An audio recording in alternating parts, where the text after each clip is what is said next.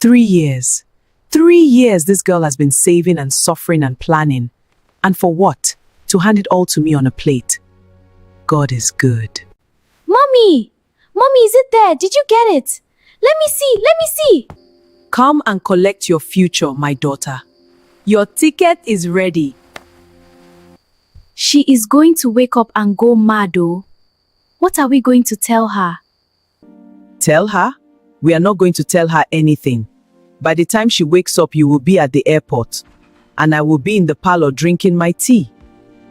Mommy, wait for me, Mommy! She worked for 3 years to build that visa. They took it in 30 seconds. But what they did not know was that what God has planned for a person cannot be stolen. It can only be delayed. This is the story of Adesua. The sun had not yet decided to rise when Adesua was already on her feet. That was how it had always been in the Osifo compound. The roosters crowed, the dogs stared, and Adesua moved. She would fold her wrapper neatly, splash cold water on her face from the bucket beside the door, and begin sweeping the compound, fetching water from the tap at the junction before the queue grew long, starting the fire for the morning soup before anyone else had opened their eyes. She did all of this quietly. That was the thing people noticed most about Adesua. Not just what she did, but how she did it, without noise, without waiting for praise. Her mother had died when she was 9, a brief illness that came in the rainy season and did not leave. Her father, Chief Osifo, loved his children but was terrified of conflict. So when he married Mama Ife 2 years later, a widow from Uromi with a daughter of her own, he told himself he was giving Adesua a mother. What he gave her, without knowing it, was a lesson in survival. Mama Ife was not the kind of woman who beat children. She was smarter than that. She used words, carefully chosen, quietly delivered, always deniable. One morning, Adesua had just finished mopping the parlor floor when Mama Ife walked in, looked at the tiles and sighed. Adesua, you left the corners again. I will go over them again, Ma.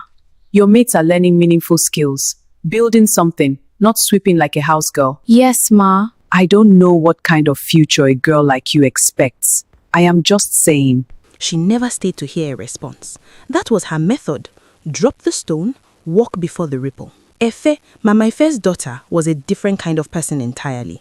Pretty in the way that made people forgive her for things. Loud, warm, always laughing in a way that filled whatever room she entered. She borrowed things and forgot to return them. She had started hairdressing twice and quit both times. She had a boyfriend in Sapele who sent her recharge cards and she spent the money before it cooled in her hand. She and Adesua shared a room. At night, Efe would talk about abroad, about London, about how Nigeria was not made for serious people. One night, she lay on her back, fanning herself with an old magazine, staring at the ceiling like it had offended her. Adesua, I need to leave this country. Honestly. You are not hearing me. London, Canada, Dubai, anywhere that is not here. And you have nothing to say? Work toward it. Work toward it. That is all you know. Work, work, work. As if life is only about working. I heard you. You and your serious face. What else do you want me to say, Efe? Forget it. She turned over. Adesua closed her notebook, turned off her reading torch and lay down. In her own mind, she was already building her plan. Quietly, the way she did everything.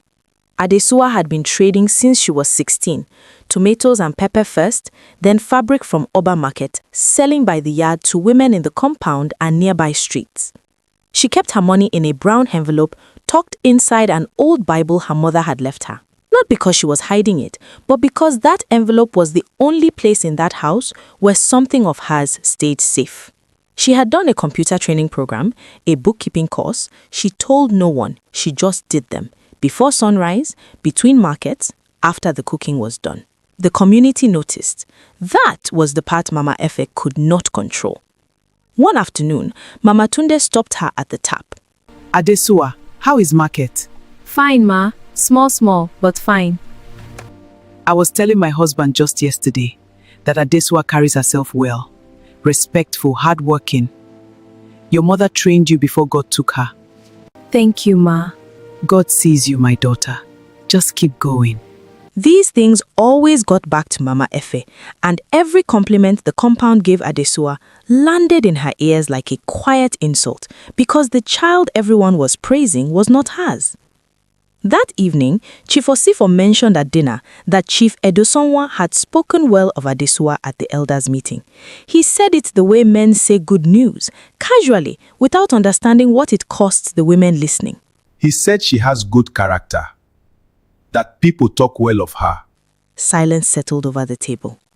Mama Efe smiled, the practiced smile she kept for public moments.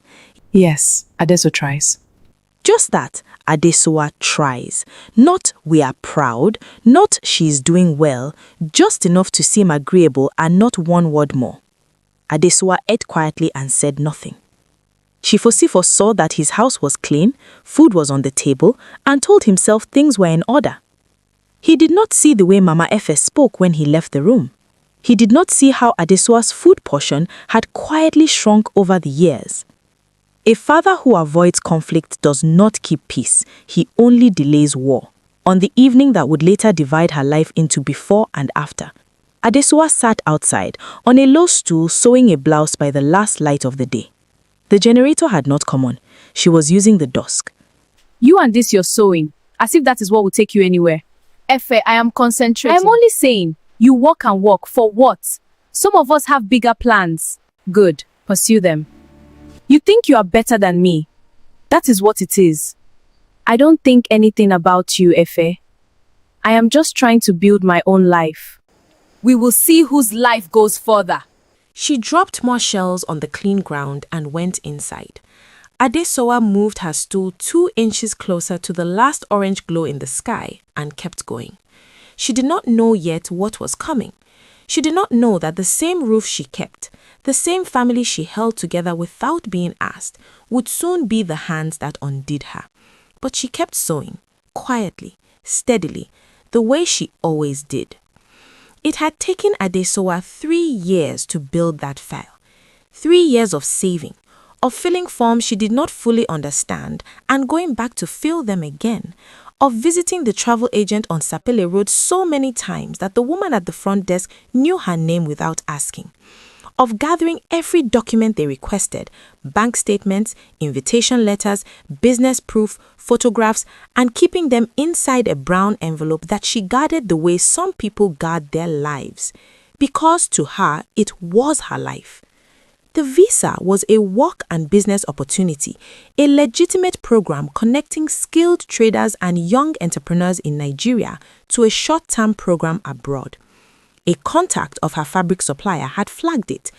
Adesowa had followed every instruction, attended every required local interview, and waited.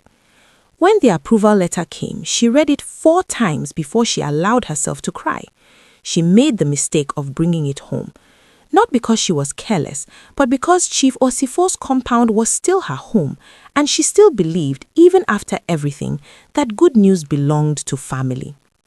She told her father first. Adesowa placed the letter before him carefully. Papa, my visa came through. The program, the one I told you about, I have been approved. Papa, looking up with warm eyes. Adesowa, this is a good thing, a very good thing. 3 years, Papa. I have been working toward this for 3 years. Your mother would have been proud. She held those words close.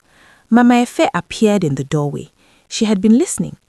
Mama Efe stepping in, voice smooth. What is happening? What letter is that? Adesowa's visa has been approved. She is traveling. Is that so? Congratulations, Adeswa. Adesowa should have noticed the smile did not reach her eyes. She was too happy to notice. That night, she kept the envelope under her pillow. By morning, it was gone.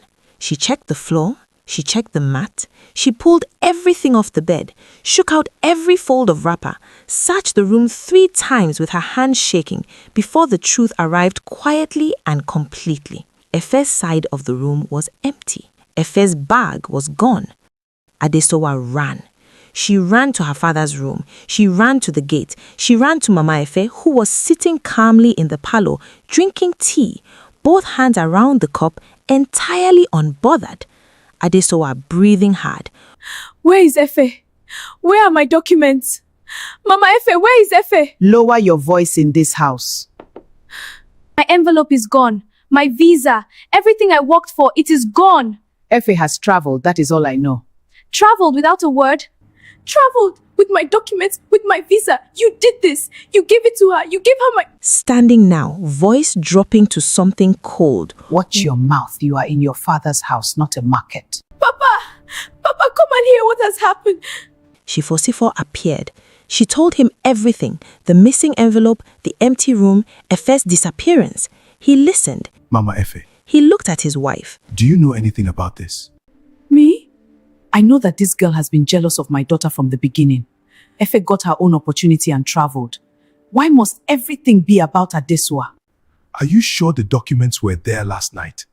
Papa, I kept them under my pillow, I'm sure. Or perhaps you misplaced them and want to blame my daughter for your own carelessness. Chifosifo said nothing more. That silence was its own answer. The compound heard everything. Compounds always do. By afternoon, the story had already changed shape in the mouths of neighbors. By evening, it had traveled to the next street. Old Benson shook his head by the gate. Old Benson, to his wife, low voice. That's Adesua. She should have kept her business to herself. You don't bring a visa into a house with jealous people. I believe you. You hear me? I believe you. No one would do anything, Ma. There is nothing to do today, but God does not sleep, my daughter. I built that for 3 years. 3 years. I know. They sat together in the fading light. The compound moved around them like nothing had happened. Cooking smells, children running, a radio playing somewhere. Mama Efe passed through the courtyard without looking at her. That night, Adesua sat alone outside with nothing in her hands. No sewing, no notebook, no plan. Just the quiet, enormous weight of a future that had been stolen in the dark. She could have screamed, she could have broken something, she could have gone to the police, to the elders, to anyone who would listen. But she already knew how that would end. She had seen how the compound looked at her today, with pity that quickly became distance. No one wanted to be near a girl the universe seemed to be punishing. So, she sat, and she made herself one quiet promise. This will not be the end of my story. She did not say it loudly. She did not say it to anyone. She said it to herself in the dark, the way people make the promises that actually hold. Then she went inside, lay down on her mat, and stared at the ceiling until sleep finally took her. Tomorrow, she would begin again, from nothing. Nobody claps for a person starting over. That is the part they never tell you. They tell you about resilience, about rising, about how fire makes gold stronger. But they do not tell you what it feels like to walk through a market where people used to greet you with both hands and watch them look away. Adesua knew that feeling now. The day she packed her small bag and left the Osifo compound, no one stopped her. Her father stood at the doorframe with the expression of a man who knew he had failed but could not find the words to say so. Mama Efe watched from the window. Adesua did not look back. She moved into a single room in a face me, I face you off Ubowo Road. The room had one window, a ceiling that complained whenever it rained, and a landlady named Mama Pius who had seen enough of life to mind her business. She had a little money left, not much, enough to buy time, not comfort. She started with what her hands already knew. She got a job at a tailoring shop on Textile Mill Road, not as the skilled trader she had been building herself into, but as an assistant, someone who cut thread, swept the floor, and handed pins to the woman who owned the machines. Her first week, she earned enough for 1 bag of rice and transport for 3 days. The second week, the shop owner, a stocky woman named Mama Roland, watched her work and moved her from the floor to the table. Mama Roland, not looking up from her machine. You have done this before. Small, Ma. I used to sew at home. Small is not what I see. Sit down. Show me what you can do with this fabric. Mama Roland watched, without speaking. When it was done, she held the work up to the light and turned it slowly. Who taught you? I taught myself, watching, practicing. You have good hands. I will teach you the rest. That was the first door. The mockery came from people she had not expected. Not strangers, neighbors, people from the old compound, women who had praised her at the water tap, who had called her a sharp girl, who had said, "God sees you." Those same mouths now carried different words. She heard them at the market one afternoon. She did not mean to. She was pricing thread when two women from the compound passed behind her, voices low but not low enough. You see that Adesua, the one standing there, she used to form big girl visa abroad business. Now look, she is buying thread. If you cannot hold your own things, life will teach you. She should have been more careful. I heard she accused Mama Efe's daughter. Imagine, jealousy will not let some people rest. Adesua kept her eyes on the thread. She asked the price. She paid. She left. She walked the long way home so no one would see her face until she had arranged it back into something steady. Meanwhile, abroad, Efe was discovering something no one had warned her about. Opportunity without preparation is a heavy thing to carry. She had landed with Adesuwa's documents, Adesuwa's name on the program, and none of Adesuwa's discipline. The structure of the program, the schedules, the accountability, the early mornings and required outputs felt to Efe like a punishment. She began skipping sessions. She found people who made skipping feel like freedom. The money she was given for upkeep went in directions that had nothing to do with upkeep. Within 4 months, she had been quietly removed from the program. She did not call home to say so. She told her mother everything was fine. She found a room with 3 other Nigerian girls and began to survive in the way people survive when they have burnt the structure meant to hold them, one difficult day at a time with nothing growing underneath. But that story was abroad. Adesuwa did not know it. She had no time to wonder. She was too busy building. Mama Roland taught her pattern drafting. She learned to read body measurements the way some people read faces, quickly, accurately, with confidence. She learned which fabrics moved and which fabrics fought you. She learned how to make something from almost nothing and make it look intentional. After 8 months, Mama Roland called her in one morning before the shop opened. I have a customer, a big one. She needs an outfit for her daughter's introduction. 12 pieces, all the women in the family. She asked me, I want to give it to you. I will supervise, but you will lead it. Can you do it? Yes, Ma, I can do it. Good. Don't let your hands lie to me. Her hands did not lie. The 12 pieces were delivered on time, fitted perfectly, and the customer photographed every single one. She posted them, she tagged the shop, she told her friends. By the end of that week, 3 new customers had walked through Mama Roland's door asking for the girl who sewed the introduction outfits. They were not asking for Mama Roland, they were asking for Adesua. She did not celebrate loudly. She went home to her small room off Ugbowo Road, sat on the edge of her bed and allowed herself one quiet moment of something that felt like proof. This is working. Then she picked up her notebook and planned the next day. Outside, the city moved and hummed and forgot about her, the way cities forget about everyone who is not yet loud enough to demand remembering. She was not loud yet, but she was coming. 5 years is a long time. Long enough for a city to forget what it said about you. Long enough for the women who whispered at the markets to need something from you. Long enough for a name that was once spoken with pity to be spoken with a different kind of weight entirely. Adesuwa's shop was on Reservation Road now, a real shop, not a table, not a corner of someone else's space. Her name was on the sign outside in clean black letters. Adesuwa Osifo Kucho. She had 3 girls working under her. She had a waiting list. She had suppliers who called her instead of the other way around. She had built it the same way she built everything. Quietly, completely, without asking anyone's permission. Mama Roland had come to the opening of the shop. She sat in the front row of plastic chairs, ate the small chops, and watched the whole afternoon with the calm expression of someone who had known this was coming long before anyone else did. You remember what I told you that first day? Don't let your hands lie to me.